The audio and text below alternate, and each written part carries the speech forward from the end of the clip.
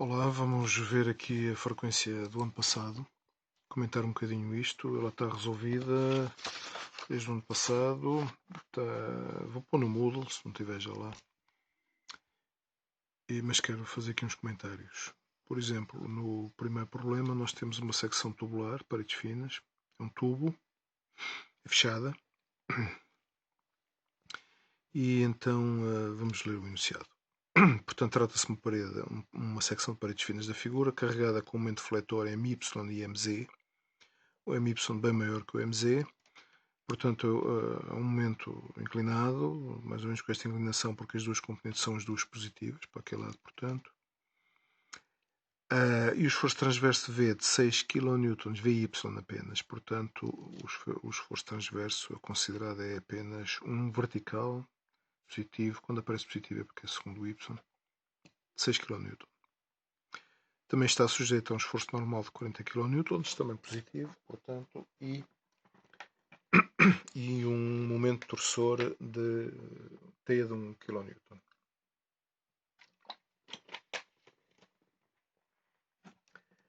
Agora,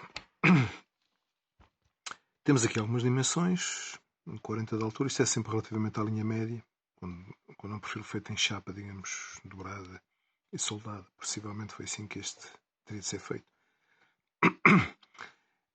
Temos aqui as dimensões médias, sempre, e temos aqui uma espessura T que não é dada.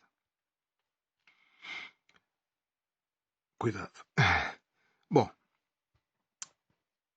a linha A mostra que a área, portanto, são as condições, as constantes geométricas da secção, que a área é 200t, que o momento de inércia em torno de Z é 46,1 vezes 10 oculto T, e que o momento de inércia relativamente ao eixo dos Y é 113,3 vezes 10 oculto T. Tudo função do T, porque o T não se conhece. Como é que isso se faz? É muito simples, sei lá, por exemplo, a área é o mais simples, basta calcular aqui o perímetro disto, que aparece agora aqui, 80 de cá de cima, mais 20 de cá de baixo, e mais dois inclinados, e como os inclinados vão de ser largura, altura 40 e largura 30, porque é 30 de um lado, 30 do outro, 60, com mais 20 dá os tais 80. Portanto, isto é aquele triângulo 3, 4, 5, 30, 40, então ele é 50. Tudo isto vezes t da área da secção, 200t está demonstrado. Quanto aos momentos de inércia, ora bem, primeiro temos de saber onde é que está o centroide. Portanto, há que encontrar o centroide. Neste tipo de perfil, a melhor maneira de encontrar o centroide podia ser o de fora menos o de dentro, mas não se metam nisso, que isto é uma grande confusão. Quanto é que é o de fora, quanto é que... Nem pensar nisso. Portanto, nós temos aqui retângulos. Dois retângulos horizontais e dois retângulos inclinados. Para o centroide, por exemplo, a partir de cá de baixo, nós temos então duas áreas de 50t e uma de 80t. Portanto, a de 80t tem o centroide a 40 mm de altura, portanto, uma área de 80t vezes 40. E duas áreas de 50t vezes 20, porque a altura é metade. O centroide está aqui no meio, portanto, a 20 mm de altura. Divididos para a área total que já foi encontrada em cima, 200t, e temos então a localização do centroide. E agora vamos então calcular o momento de inércia relativamente ao centroide, que deve ser também por partes. Portanto, temos um retângulo de 80, fica então 80 vezes a altura t ao cubo sobre 12, que é deitado fora, é desprezável. O t é muito pequeno relativamente a 80, portanto, não sabemos quanto é, mas de certeza que é muito pequeno relativamente a 80, portanto, podemos deitá-lo fora quando comparado, por exemplo, com este fator, que é 80t vezes, enquanto este é vezes t, que é 2 ou 3 mm no máximo, este aqui é 14 ao quadrado, portanto, é muito maior. Portanto, não vale a pena estarmos com grandes pruridos em andar a ver quanto é que é isto, senão fica uma equação com o t ao cubo e com o t, que é uma chatice. Portanto, corta-se. Aqui a mesma coisa, nas partes, vocês já sabem que estas partes inclinadas são iguais a uma parte direita, em que a largura é a mesma e a altura também.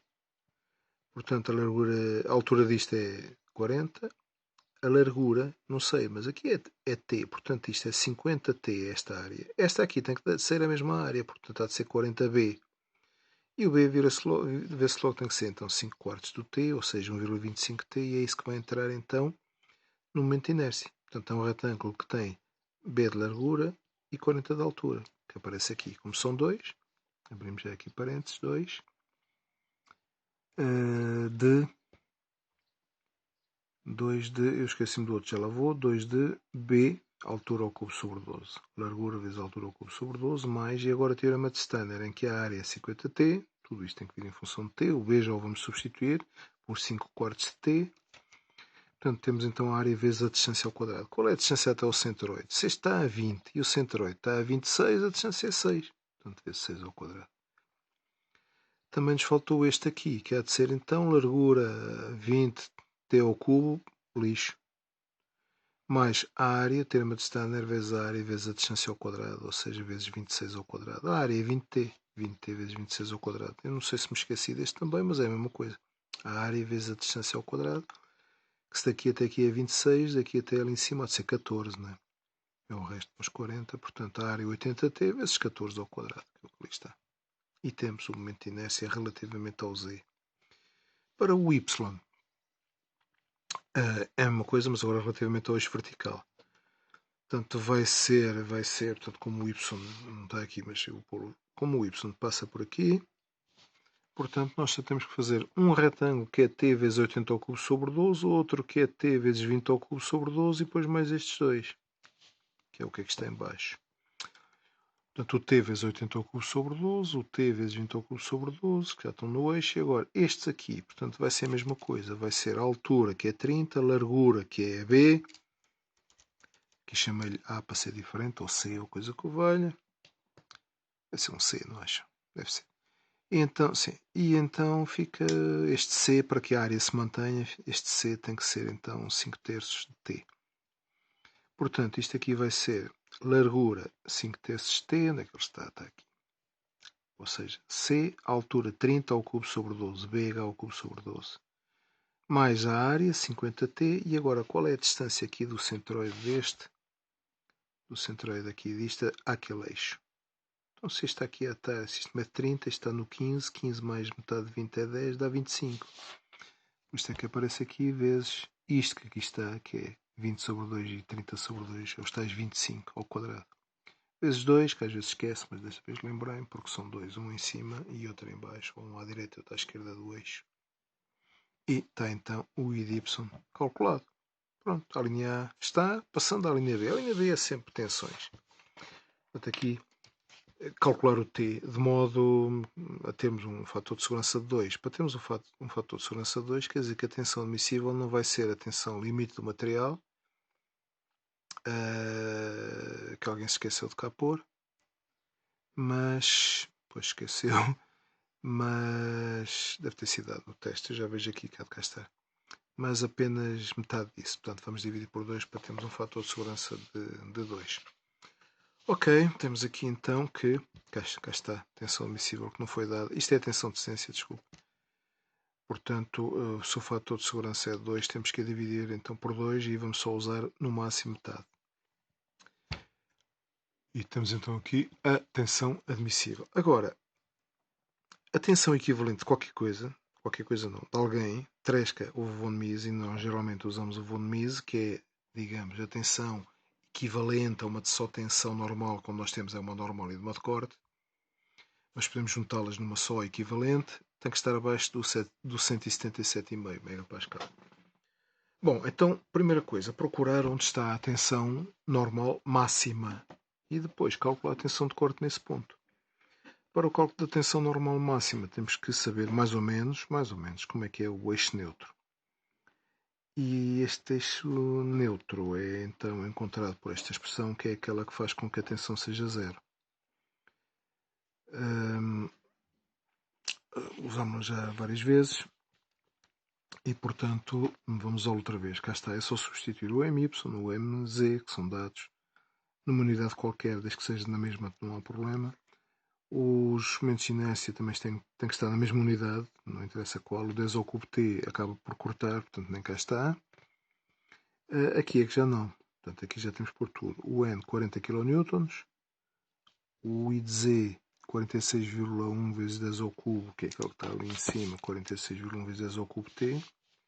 Está no enunciado, se não conseguem calcular, está lá. A área 200T e o momento MZ também 200 Nm. Ok?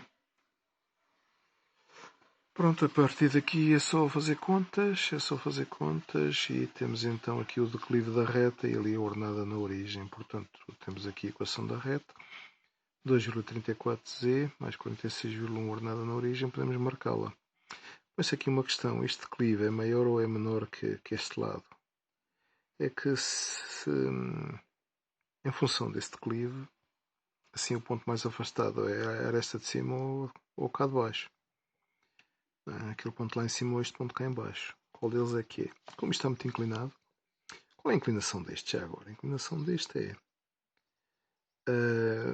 dy dz, ou seja, quanto y para quanto z. dy é 40, dz é 30, é 4 terços. Isto é maior do que 4 terços. Portanto é mais inclinado que isto. Se é mais inclinado, o ponto mais longe é aquele, não é este. Se tiver em dúvida, olha, experimenta para os dois. Portanto, se é aquele ponto que tem coordenadas y igual a 14, que é a distância daqui até aqui, e z igual a positivo também metade de 80, ou seja, 40. Vamos agora calcular a tensão, pela expressão da tensão, P sobre A, mz vezes y sobre I, my vezes sobre z, por aí fora. Não sobre I de y, my e de y, mz e de z. E pronto, substituindo, fica então tudo em função de t, e temos então aqui a tensão normal no ponto P, que é 545 sobre t. Vamos agora à tensão de corte. Tensão de corte, como temos torção e esforço transverso, temos duas. Aqui este esquema é só, temos que fazer sempre, é só para ver para que lado é que é a tensão. Se se soma, se subtrai. Como o t é positivo, é no sentido anti-horário, quer dizer, a tensão anda para este lado, no sentido também anti-horário, mas o V é para cima, portanto 0 aqui em baixo, 0 ali em cima, e no ponto P é no sentido horário. Então subtraem-se, ok? Daí este sinal que aqui está. Agora, qual é que subtrai qual? Isso não interessa, porque depois nós vamos usar isto em valor absoluto, porque esta tensão depois aparece ao quadrado. Ok, então cá temos as tensões, como é um tubo, paredes finas fechado, T sobre 2TA, o T é dado. Cá está outra vez a espessura. A área de lá de dentro é a área interna da linha média do trapézio, é um retângulo mais dois triângulos, se quiserem, desenrasquem-se, tem a obrigação de fazer, ou então, como aqui está, o de cima mais o de baixo sobre 2, a média dos dois lados, que são diferentes, vezes a altura. É a área tradicional do trapézio. E temos então a tensão de corte devido à torção. Para o corte, a tensão de corte devido ao esforço cortante, portanto é sempre a pior, é então VQ sobre T, como é um tubo, nós podemos cortar de duas maneiras, ou de um lado e do outro, e ele está aqui só cortado de um lado, está aqui. Ou de um lado e do outro e dividimos por 2T, ou então cortamos num sítio que já sabemos que é zero, que é o caso, e no sítio onde queremos calcular a tensão, e dividimos só por um T, porque só esta espessura é que tem tensões, esforços, fluxo de corte. Aquela não tem, então estar aberto ou fechado é igual. Vamos considerar que está aberto. Para o nosso cálculo. Se cortassem daquele lado, tinham o dobro da área, mas também dividiam por 2t e ficava tudo igual. Portanto, neste caso temos então o V, que é dado, o momento estático, que é aquela área 40t vezes o seu centroide, que é 14, que é relativamente ao eixo dos Gs. Então a dividir por I de Z, que vem lá de trás, e por uma espessura. E pronto, e calculando, temos esta expressão, isto é megapascal. A tensão no ponto P, então a diferença dos dois, que deu, neste caso, 177,1T, e podemos já aplicar a expressão de tensão equivalente von Mises com a tensão normal, mais 3 tensão de corte, tudo ao quadrado, raiz quadrada, e aqui temos nós a nossa tensão equivalente von Mises. Ok? Portanto, e agora? Então agora é só comparar com a tensão admissível e tirar o T. Então o T tem que ser maior que 3,5 mm. Ok? Portanto, é só isto, é sempre igual. Na linha C, tem o problema da extensometria. Portanto, nós temos, diz aqui que temos um extensómetro. Vamos ter um extensómetro colado no ponto E. Onde é que está o ponto E? Estava em cima. E isto é só a descrição do ponto E. E numa direção que faz 30 graus com o eixo. Portanto, digamos que visto de cima, isto agora é visto de cima. Isto de cima tínhamos aqui a secção, tínhamos aqui o eixo. Ele está colado não nesta direção, mas a fazer 30 graus. Para que lado? O outro lado. Certeza. Ok? porque isto é menos 30, este é mais 30. Ok? Não é este. Pronto, é 30 graus também, para a expressão não interessa muito. Ou seja, nós no ponto E temos que calcular as tensões. No ponto E. O ponto E tem coordenadas, y14 é igual a 0, a interseção com o eixo. Tem tensões dadas pelo costume, a tensão normal, N sobre A, o N é o mesmo, o MZ é o mesmo, o MY é o mesmo que já usámos atrás. Este termo não existe porque o Z é 0, fica só este. Substituir o Y por 14 e temos a tensão no ponto E. Neste caso está ainda em função de T, mas nós sabemos quanto é que é o T, porque aqui diz que para considerar um T de 4 mm. Portanto, na linha anterior o T deu 3,5 mm, pelo menos, e nós eu pus aqui 4 para quem não conseguir chegar a um valor de T possa fazer também este problema. Quanto à tensão de corte, devido ao VY não há nada, nós vimos isso há bocado, neste ponto não há tensão nenhuma, portanto só há tensão devido à torção. E devido à torção também já sabemos quanto é que já calculamos, que é 250 sobre T, é a tensão de corte que lá está. Ou seja, temos uma tensão normal e uma tensão de corte. Podemos substituir o T por 4. E agora o que é que fazemos? Pegamos nisto, vamos à lei Duque e passamos de tensões para deformações. Portanto, a lei Duque diz que o εx é o σx sobre E menos μ sobre E. Os outros dois não existe, então é só este. Tá. Portanto, onde é que anda o T? Está aqui, o 4. 139,3 sobre 4. E sobre E, que é 210 vezes 10 ao cubo, deve estar algures no enunciado. Pronto, está aqui. O εy, como ele é menos μ εx, sempre, neste caso, no estado plano de tensão, porque ele é sigma y sobre E, não existe sigma y, menos μ sobre E, as outras duas, então fica só sigma x sobre E, que é o εx. Então, podemos já dizer que é o εx, já foi calculado. Tá? O tal xy vai provocar um gama xy. Portanto, o tal, geralmente nem pomos xy, ele na realidade ali, não sei se é xy, também não interessa, é o tal que lá está. Para nós, acaba por ser, porque nós já que temos aqui 3 índices, vamos aproveitá-los. E é sempre plano XY e o Z é perpendicular ao plano, seja na parte de cima, da parte de lado, na parte de baixo, é sempre um XY, porque o referencial somos nós que o definimos. Ok, então temos aqui um tal XY que é o 250 sobre 4, é dividido pelo guia. O guia tem que ser calculado, que é o E sobre 2, 1 mais μ, porque ele não é dado. E chegamos aqui ao gama XY. A partir daqui é só aplicar a expressão. Temos aí no formulário em função do θ. Se o θ é 30 graus, é só substituir isto. Está feito. 435 vezes 10 elevado a menos 6 é a leitura que vamos obter no extensómetro. E pronto, acabou aqui o problema. Vou parar aqui o filme e depois de fazer outro para os outros problemas. Tchau.